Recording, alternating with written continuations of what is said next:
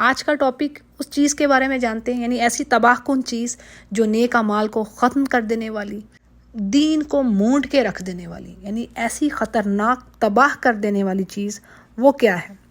تو جو سورۃ الکہف میں اللہ سبحانہ تعالیٰ فرما رہے ہیں وَقَانَ الْإِنسَانُ أَكْثَرَ شَيْءٍ جَدَلًا، آیت نمبر 54، یعنی کیا کہا جا رہا ہے کہ اللہ نے انسانوں کو حق کا راستہ سمجھانے کے لیے قرآن میں ہر طریقہ استعمال کیا، یعنی منذرین اور مبشرین، خوشخبری دینے والے بھی آئے اور ڈرانے والے بھی۔ لیکن کیا ہے کہ انسان سخت جھگڑا کرنے والا ہے، جدال، آرگیو کرنا، یعنی one of the things mankind constantly does is that he argues، یعنی یوں کہہ لیں کہ اس کی مین ہابی ہے جھگڑا کرنا، آرگیو کرنا، ڈیبیٹ کرنا with others to prove himself that he is on the right side۔ تو یہی چیز ہے تباہ کر دینے والی، آرگیو کرنا دوسروں کے ساتھ بلا وجہ جب کہ آپ کو نالج نہیں ہے۔ اور قرآن کریم میں بھی اللہ سبحانہ تعالیٰ نے اہل کتاب کے لیے یہی فرمایا کہ بھئی تم اس چیز کے بارے میں کیوں جھگڑتے ہو جس کے بارے میں تمہیں علم ہی نہیں ہے، یعنی نالج نہ ہونے کے باوجود دوسروں سے آرگیو کرنا۔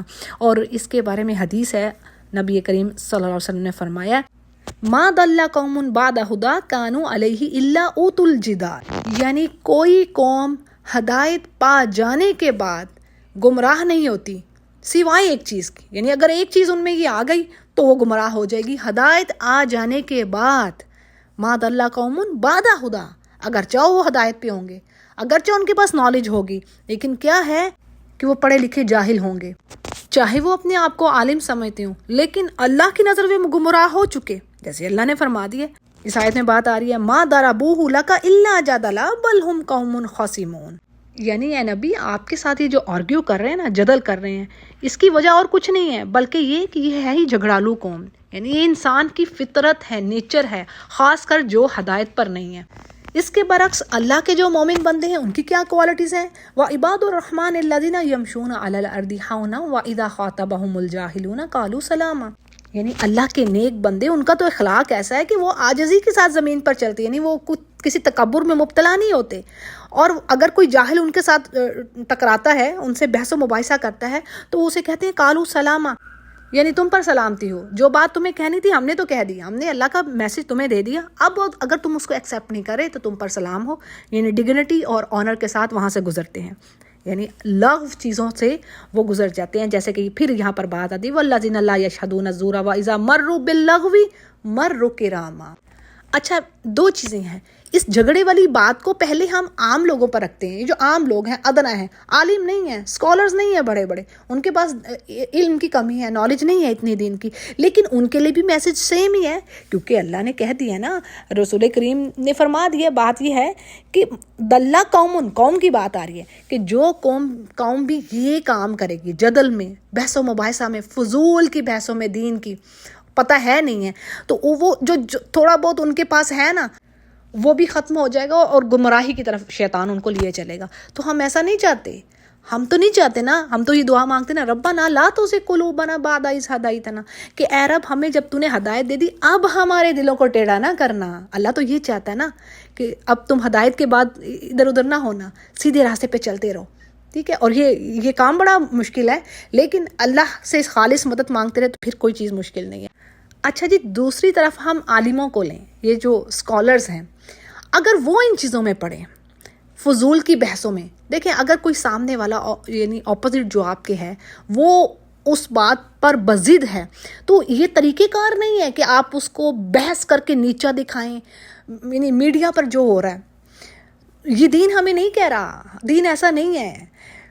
اب پہلی چیز تو یہ ہے کہ وہ تو اپنے آپ کو تباہ کر لیں گے، وہ ہدایت گئی ان کے پاس سے، علم گیا ان کے پاس سے، اصل جو ہدایت تھی نا، جو دل میں جو تقوی، جو ایمان کی حلاوت، وہ تو گئی، وہ پھر وہ ایک نالج رہ گئی۔ جیسے آپ کہہ لیں کہ یہودیوں کے جو عالم تھے، بنی اسرائیل کے، اہل کتاب کے بھی، تو ان کے پاس بھی نالج تو تھی، ان کو پتہ تھا یہ رسول کریم ہے، یہ اللہ کے نبی ہیں، پتہ تھا۔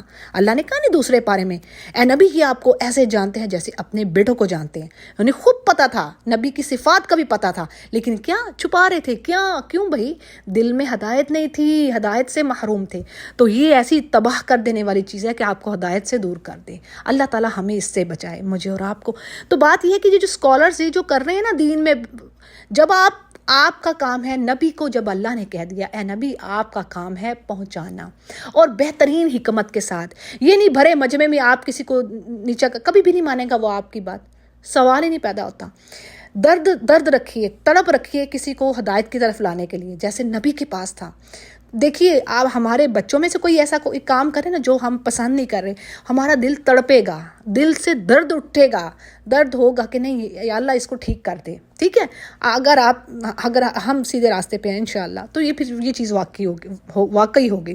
اچھا، اب اگر کوئی دوسرا ہے تو ہم اس کو بھری محفل میں 10 خواتین بیٹھی ہیں، اس کو کسی ایک کو میں کہوں کہ نہیں تم ایسے کر لو، اس طرح، ایسا نہیں ہوگا۔ یہ میرا وے صحیح نہیں ہے، یہ اللہ نہیں ہمیں کہہ رہا ہے ایسا کرو کہ دین کو سکھانے کے لیے تم بھرے مجمع جا کے دوسرے کے ساتھ بحث و مباحثہ کرو۔ دس از ناٹ دا ریئل دین۔ اللہ نہیں ہمیں ایسا کرنے کو کہہ رہا، بلکہ اللہ کیا فرما رہے ہیں، ذرا امیجن کیجئے۔ اللہ سبحانہ تعالیٰ قرآن کریم میں اپنے پروفٹ موسیٰ علیہ السلام سے کیا کہہ رہے ہیں، اذهب انت واخوک بآیاتی ولا تنیا فی ذکری، اور پھر آگے بات آتی ہے اذهبا الی فرعون انہ طغی، یعنی فرعون کے پاس جاؤ وہ بڑا سرکش ہو گیا ہے۔ فقولا لہ قولا لینا لعلہ یتذکر او یخشی، یہ ہے بات سمجھنے کی۔ سورہ طٰہٰ میں آ رہی آیت نمبر 44-43، ٹھیک ہے۔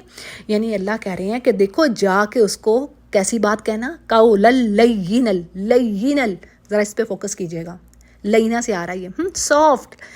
کس کو؟ فرعون کو۔ کیا کہا تھا فرعون نے سورہ نازعات میں؟ کیا انا ربکم الاعلی، کیا کرتا تھا؟ بنی اسرائیل کے بیٹوں کو قتل کر رہا تھا اور ان کی عورتوں کو وہ زندہ چھوڑ رہا تھا۔ یعنی اس میں بہت بڑی آزمائش تھی، بلا من ربکم عظیم، بہت بڑی آزمائش تھی ان کے لیے، بنی اسرائیل کے لیے۔ تو اللہ اس کے پاس بھیج رہا ہے اپنے نبیوں کو۔ ہارون علیہ السلام بھی نبی بنا دیے گئے تھے نا، تو وہ دونوں کو کہہ رہا ہے دیکھو نرمی سے بات کرنا۔ آپ امیجن کریں، ہمیں تو قرآن بڑی خوبصورتی سکھا رہا ہے، بڑی زبردست طریقے سکھا رہا ہے، یہ تو ہم نے اپنا ستیہ ناش کر لیا ہے، پتہ نہیں ہم ٹریک سے کیوں ہٹ رہے ہیں۔ اللہ تعالیٰ ہمیں ان اختلافات سے بچائے جو آج میڈیا پر ہو رہے ہیں، اللہ تعالیٰ ان سب پر ہم پر رحم فرمائے، ہمیں سیدھے راستے پر رکھے۔ اب دیکھیں اس کے اپوزٹ جو انکریج کرنے والی احادیث ہیں اتنی خوبصورت اخلاق کے اوپر، دیکھیں آپ صلی اللہ علیہ وسلم نے فرمایا کہ میں ضمانت دیتا ہوں جنت کے درمیان میں گھر کی، یعنی جنت کے مڈل میں گھر کی ضمانت دیتا ہوں۔ کس شخص کو؟ اس شخص کو جو حق پر ہوتے ہوئے کہ کوئی جھگڑا کر رہا ہے، اس کے ساتھ کوئی جھگڑ رہا ہے اور وہ حق پر ہے۔ اور اب دیکھیں یہ دین کا بھی خالی نہیں معاملہ، ایون ورلڈلی افیئرز، آپ کے دنیاوی جو کام ہے، اگر اس سلسلے میں بھی آپ اس چیز کو اپلائی کریں، اسی کے لیے کہ جو سمپل عام معاملات ہیں، اور اگرچہ وہ حق بات پر ہے، یعنی اس کی بات صحیح ہے، لیکن دوسرا جو سامنے والا ہے وہ نہیں مان رہا، وہ جھگڑ رہا ہے، تو اگر وہ جھگڑا چھوڑ دیتا ہے تو نبی فرما رہے ہیں کہ میں جنت کے درمیان میں اس کو گھر کی ضمانت دیتا ہوں۔ اور یہ کام آسان نہیں ہے، مشکل ہوتے ہیں۔ وما یلقاها الا الصابرون، یہ عزم والے کام ہوتے ہیں، عظمت والے۔ کسی کو معاف کر دینا، چھوڑ دینا جھگڑا آسان تھوڑی ہے۔ جب غصہ آیا ہو تو اس وقت کیا کنڈیشن ہوتی ہے ہماری، تو اسی چیز پہ ہی ہے کنٹرول کر لینا، تو اس کا اجر ہے، اخلاق ہے نا۔ پھر ایک اور بڑی پیاری حدیث ہے، یعنی آپ صلی اللہ علیہ وسلم نے فرمایا تم میں سے یعنی کتنی کثرت ہوگی امت کی، لیکن سب سے زیادہ نزدیک کون ہوگا؟ جس کا اخلاق بڑا اچھا ہوگا۔ یہ چھوٹی بات نہیں ہے، اخلاق تولا جائے گا تو سب، جب آپ کے اعمال وزن ہوں گے نا، ہیویسٹ جو ڈیڈ ہوگا نا، ہیویسٹ وہ آپ کا اخلاق ہوگا۔ اخلاق کے بل بوتے پہ انسان بڑے بڑے کام کر جائے گا۔ تو یہ بس یہ بڑی اہم چیز ہے، یقین جانے۔ تو اسی لیے دعاؤں میں یہ بات ضرور رکھنے کی، یا اللہ ہمیں بہترین اخلاق والا بنا دے، کیونکہ اس کی بیس پر بڑوں کو نجات مل جانی ہے۔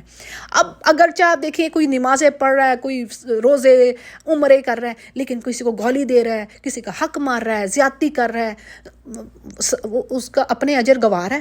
اور قیامت کے دن ایسا ہوگا کہ ایسے بالکل یہ حدیث اوتھینٹک ہے کہ ایک شخص آئے گا، اس نے بڑے نیک اعمال کیے ہوں گے، عمرے، روزے، حج اور کیا کچھ، لیکن حقوق العباد میں اس کی کوتاہی ہوگی۔ جیسے میں نے اوپر ڈیٹیل دے دی، اگین پھر کیا دوں کہ کوئی اس کا روزہ لے جائے گا، کوئی اس کا عمرہ لے کے جا رہا ہے، کوئی، لیکن اس نے جو زیادتیاں کی ہوں گی وہ نہیں ختم ہوگی۔ اسی طرح دیکھیں فلاح پانے والے کون ہیں، یعنی اللہ یہ نہیں کہہ رہا قرآن کریم میں جی جو تو فلاسفر بن گیا، جو عالم دین بہت پڑھا ہو گیا وہ تو فلاح پا گیا، نہیں، ایسی بات کسی کے لیے نہیں کہی گئی۔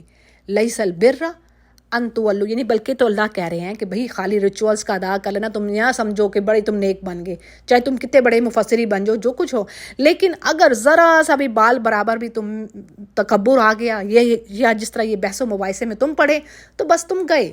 جیسے دیکھیں اللہ تعالیٰ نے کہہ رہے ہیں کہ ایک تو بدگمانی سے بچو، بدگمانی سب سے بڑا جھوٹ ہے، یہ حدیث میں اور قرآن کریم میں بھی۔ پھر اس طرح کے مسلمانوں کو حقیر نہ جانو، یعنی اپنے بھائی کو حقیر نہ سمجھو۔ پھر یہ بھی کہا گیا کہ کسی کے عیب کے پیچھے نہ پڑو، کہ اس کی خامیاں ہی ڈھونڈتے پھرو۔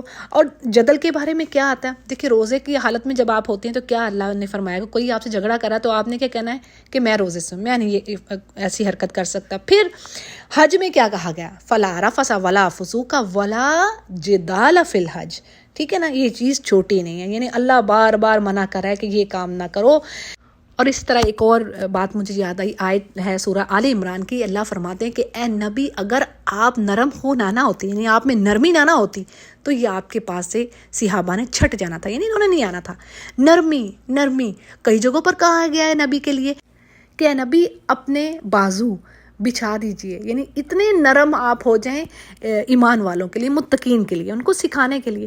تو ایک جو بہترین داعی قرآن ہے، جو اسکالر بھی ہے، جو دین کا علم رکھنے والا ہے، تو اس کو تو چاہیے کہ اس میں عاجزی ہو، خشوع ہو، ہمبلنس ہو، اس میں تڑپ ہو، واقعی وہ کسی کی اصلاح چاہتا ہو، یہ نہیں کہ کسی بڑے مجمع میں اکٹھے ہو گئے اور دوسرے اسپیکروں کو پروف کرنے میں لگے نہیں کہ بھی یہ غلط ہے اور میں صحیح ہوں۔ تو جب یہ چیز آ گئی تو بس سمجھے کہ تباہی ہے، پھر تو اس قوم کی تباہی ہی تباہی ہے۔